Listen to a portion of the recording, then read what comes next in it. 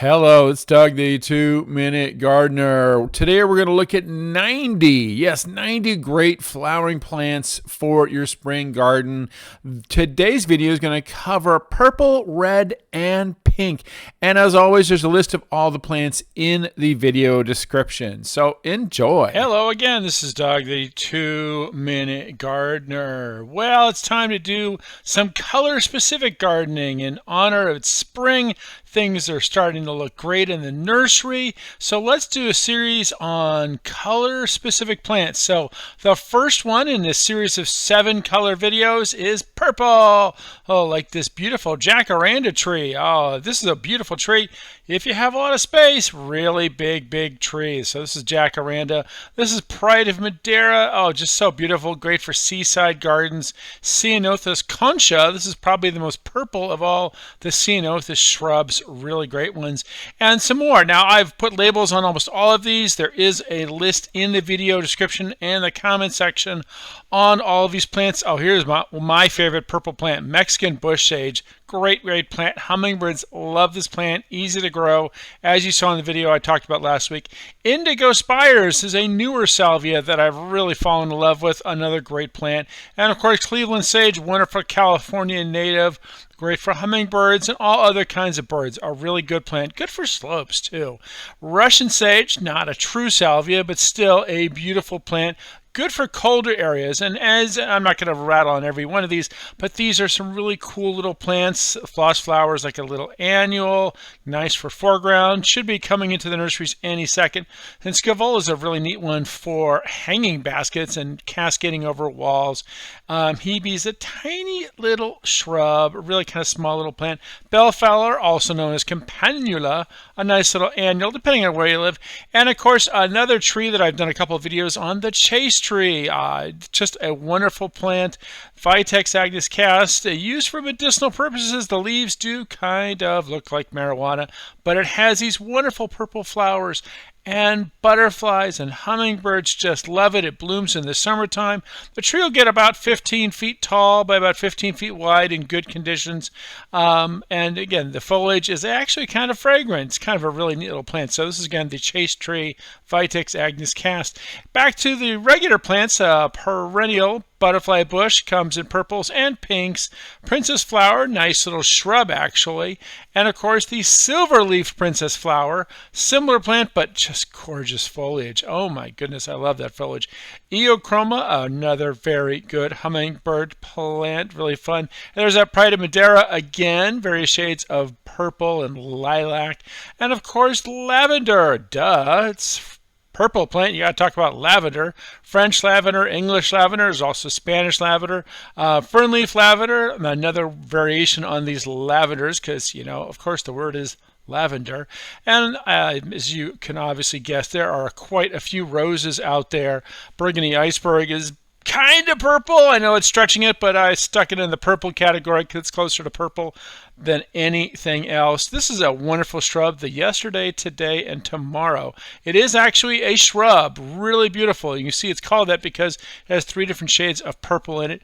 And of course, dahlias come in all kinds of shades, as you've seen in my dahlia videos. Gladiolas are really great cut flowers.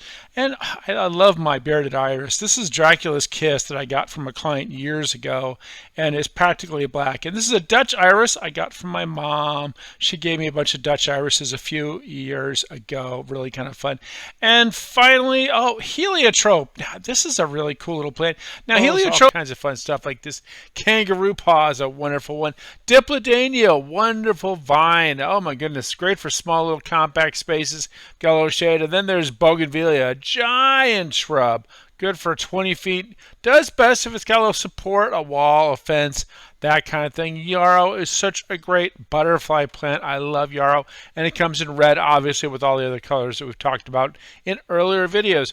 So let's talk about some shrubs. So camellias, there's 2 different kinds of camellias out there. There's the Sanqui camellias, which can take a little bit of the sun, and then Japanese camellias, which really do love the shade. They look best in the shade.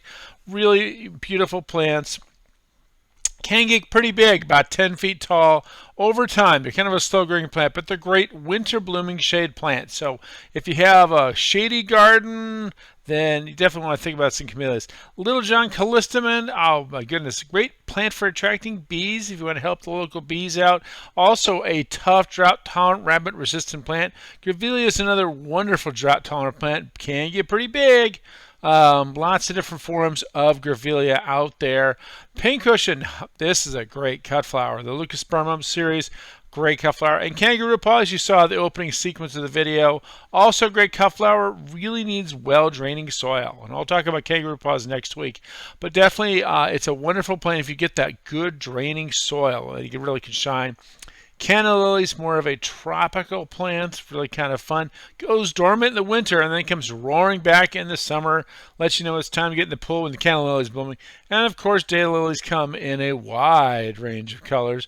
This is kind of red, a little bit of yellow, but I'm going to call that one red.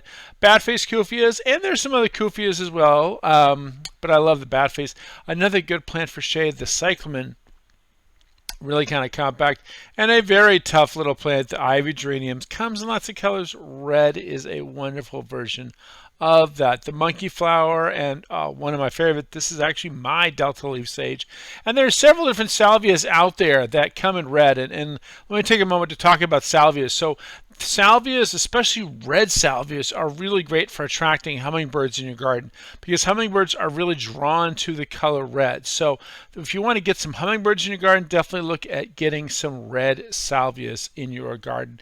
Dahlias, of course, and you can't talk about red flowering plants without talking about some roses. This is Veterans Honor. I love a Veterans Honor, fabulous form, but there are lots of other red roses out there. Obviously, same thing, you got to have really well draining soil, and I've talked about roses a lot in all my other rose videos. This is actually 4th of July, a wonderful climbing rose, kind of red, little speckles of white, kind of a neat little plant there. So, by the way, there's a list of all the plants in this video in the video description, along with links to buy some of these plants. There's some dahlias again, really kind of fun little tuber flower. 30 great pink flowering plants, things that give you all kinds of pink color. Trees, shrubs, vines, perennials, annuals, and other things. So let's get cracking on all these cool things. Oh, stargazer lily, such a fun bulb and nice and fragrant. Gladiola is another bulb, lots of different colors. And by the way, there are links in the video description and the comment section listing all these plants, and some links on where to actually buy these from various Amazon sources as well. Well, rose mallow grows great from seed. Big, fabulous, comes in lots of different colors, but pink is the most common. It's also a really good cut flower, so try this. It is an annual in some parts, short-lived perennial in warmer climates here in San Diego. Sun patients kind of can handle a little bit more shade, a little bit more sun than the regular patients. And Nemesia, short-lived perennial, kind of an annual. And of course, everyone loves those begonias. And then there's the regular impatiens, lots of easy pink, definitely an annual, a little frost sensitive. Gara, native of Texas, loves that heat. Kind of fun. Looks best if you trim it. Give it a hard haircut 3 times a year, but it's a good little perennial. And of course, Cosmos, fabulous annual, grows very easily from seed. Butterfly bushes, pinks, purples, really kind of neat. Also comes in white. Chiapa sage is one of the more pinky of all the salvias out there. We'll look at a couple in this video. And again, there's links to all these. Oh, this is pink hawthorn, one of the toughest shrubs around. You could, this was stuck in a Costco parking lot in really tough conditions. And look how beautiful it flowers. And speaking of tough, daylilies. Oh yeah, all kinds of fun. Now, pink vines, here's a good fence eater, the trumpet vine. This will definitely chew up 20 feet of fence and cover it nicely in a short time. Another fence eater, bougainvillea, good for fences, walls, the sides of houses. Freeway daisy, because it gets used on a lot of freeways here in Southern California. Hydrangeas are going to be pink here because we have such salty water, but you can also get them in blue, of course. And of course, ivy geraniums, lots of fun colors, very easy, self-cleaning plant. You just plant it and forget it. Really nice. A little frost sensitive. Most of these are frost sensitive, but some of them are pretty tough, like the Chinese fringe flower. That's a good shrub for colder areas. Pink Jerusalem sage.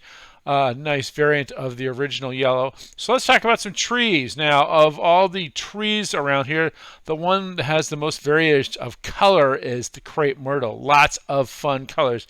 Tuscarora, muskegee, lots of great colors there. Pink, This purple leaf plum actually is more pinky than anything else.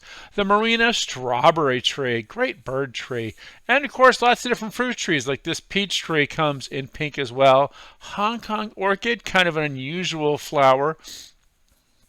My favorite tree, of course, is the forest pansy redbud, a really neat one. All right, back to perennials. The summer pastels yellow, water lily. That's an unusual if you have a little pond. Got to do some water lilies. How about succulents? Yeah, sedums, great succulents. Kangaroo paw, practically succulent, needs that good draining soil. Another sage, the autumn sage that I mentioned earlier before, really easy to grow. Nice hummingbird plant. Hummingbirds just love those colors. A good little shrub, gets about 6 feet tall, is the sweet pea shrub. Another tough shrub, the orchid rock rose. And of course, camellias are, a great shrub, but lots of different colors. There's several listed in the comment section as well, and a few links in there as well. And of course, wouldn't have a flower list without some roses. Here are some of my favorite roses. And again, there's a couple more in the description for getting some pink roses in your garden. Oh, Leonardo da Vinci's got some nice fragments. That's a nice little rose. And of course, Memorial Day is a wonderful plant as well. Sexy Rexy, that's actually my Sexy Rexy. Lots of great color on that one as well. I love my Sexy Rexy. I actually want a trophy for mine. Really kind of neat plant. Well, that's all the time we have for today. This is Doug, the 2-Minute Gardener, saying if you enjoyed this video, make sure, almost forgot, that's my belladonna lily. Great plant. I love my belladonna lily. Sorry. Hit that like button if you enjoyed this video, and subscribe to get more of my garden videos as well. And again, check out the links for more information about these plants. And there's one final look at the foxglove that we started the video with. Well, that's all the time we have. Thanks again for watching.